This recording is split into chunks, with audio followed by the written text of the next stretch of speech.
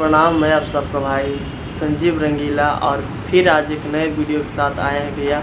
तो आप लोग चैनल पे नए हैं तो चैनल को सब्सक्राइब कीजिए और वीडियो को शेयर कीजिए। हाँ, सनहिया लगा बल बहुत बात नहीं खे, सनहिया लगा बल बहुत बात नहीं खे, नजरिया चुरावल बहुत बात होला, नजरिया चुरावल बहुत बात होला, सनहिया लगावल बहुत बात नइखे, नजरिया चुरावल बहुत बात होला।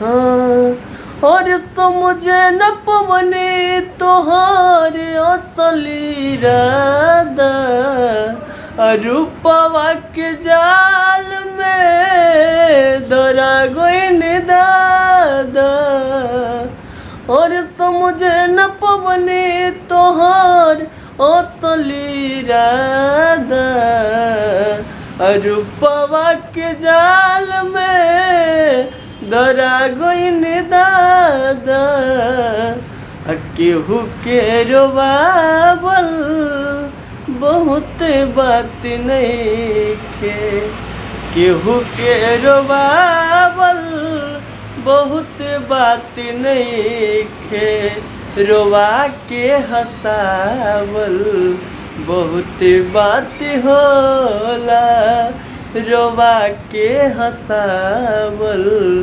बहुत बात होला, सनहिया लगावल बहुत बात नइखे, सनहिया लगावल बहुत बात नइखे, लगा के निभावल बहुत बात होला, लगा के निभावल बहुत बात होला।